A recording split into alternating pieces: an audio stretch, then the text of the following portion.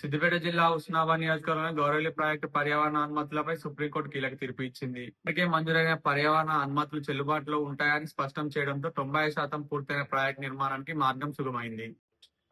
8.23 టీఎంసీల సామర్థ్యంతో నిర్మిస్తున్న గౌరవల్లి ప్రాజెక్టు పూర్తయ్యే 1,20,000 ఎకరాల పైగా సాగునీరు అందుతుంది.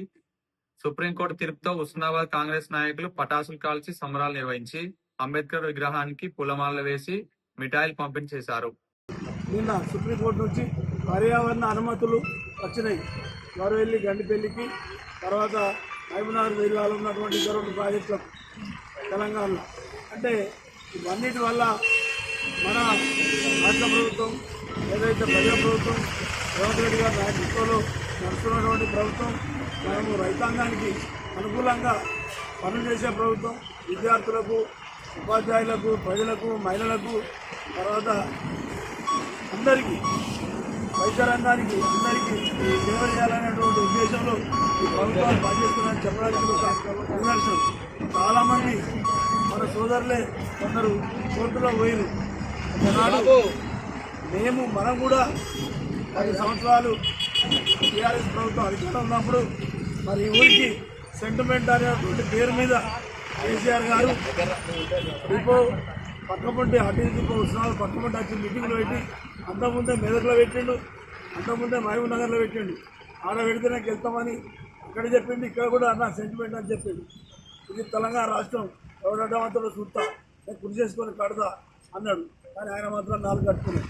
అనంత సాగర్, రంగనాయక సాగర్, కొండపోచమ్మ, మల్లన్న సాగర్ ఇప్పుడు కట్టుకొని మనకు మాత్రం ఏదైతే రివిజన్ పేరు మీద గౌరవల్లి నిర్వాసితులను మళ్ళా నిర్వాసితులు చేసి వాళ్ళని అక్కర రాకుండా చేసిండు. కాబట్టి వాళ్ళంతా కోర్టులో పోయారు. నా మీద, కొన్న ప్రాకరణ మీద, శ్రీరామ్ చక్రవర్తి మీద, కొన్న సోదరుల మీద 3 నాన్-అవైలబుల్ కేసులు, 10 బైండర్ కేసులు పెట్టారు.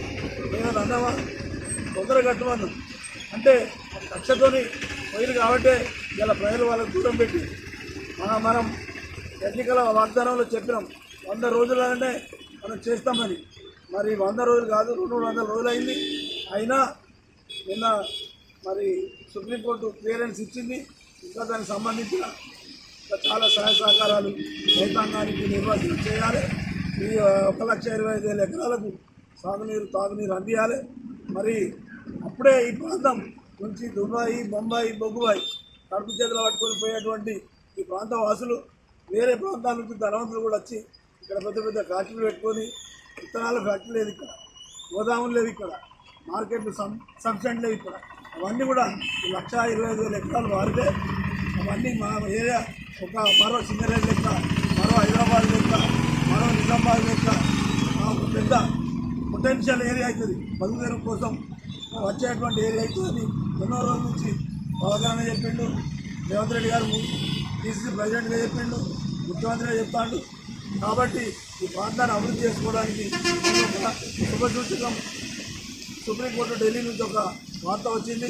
రైతాంగం, గౌరవల్లి నిర్వాసితుల అందరికీ ఈ ప్రభుత్వం రేవంత్ రెడ్డి గారు, పొన్నవన్న గారు అండగా ఉండి వాళ్ళకు అందాల్సిన న్యాయమైన భూ నిర్వాసితులకు అందాల్సిన డబ్బులే కానీ, వాళ్ళకి ఇళ్ళే కానీ, ఇతర సహాయాలే కానీ అన్నీ చేపించి వాళ్ళకు కూడా మన వాళ్ళే వాళ్ళు నిర్వాసితులు అయింది కాబట్టి వాళ్ళకి అన్నీ సహాయం చేసి ఈ ప్రాజెక్టును పూర్తి చేయించి గడ్డిపల్లి చేయించి తోటపల్లి కూడా రద్దు చేశారు. కాబట్టి దాని కింద కూడా సైదాపూర్ దాకా పారేటువంటి అవకాశం ఉంటుంది.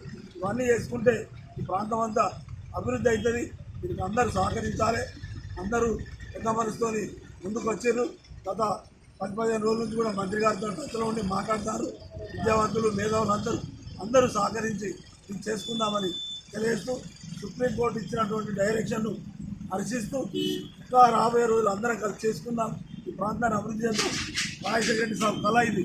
ఆయన పాదయాత్రలు వచ్చిండు, బస్ యాత్రలు వచ్చిండు, ఆయన హెలికాప్టర్లు వచ్చి ఇక్కడ ఫౌండేషన్ వేసిండు. జలయజ్ఞం పేరు మీద 84 ప్రాజెక్టులలో అత్యంత విలువైన ప్రాజెక్టు మన హుస్నాబాద్ గౌరవల్లి. వాళ్ళు వరంగల్ డిక్లరేషన్లో కూడా వాళ్ళు చెప్పిండు, ప్రొఫెసర్ జయశంకర్ చెప్పిండు, ఇంకా తెలంగాణ జనసభలు చెప్పిండు. ఇది ఒక 70-80 ఏళ్ళ కళ, ఇది ఒక పీఠభూమి. ఇక్కడ ఎన్నో ఏళ్ళ నుంచి కావాలనుకున్నారు కాబట్టి అది రావడానికి కొంత మార్గం సులభమైపోతుంది. కాబట్టి వాళ్ళందరికీ స్వాగతం పలుకుతూ మనం అంతా పనిచేస్తున్నామని తెలియజేస్తూ మరొకసారి అందరికీ అభినందనలు తెలుపుతూ సెలవు తీసుకుంటున్నాను.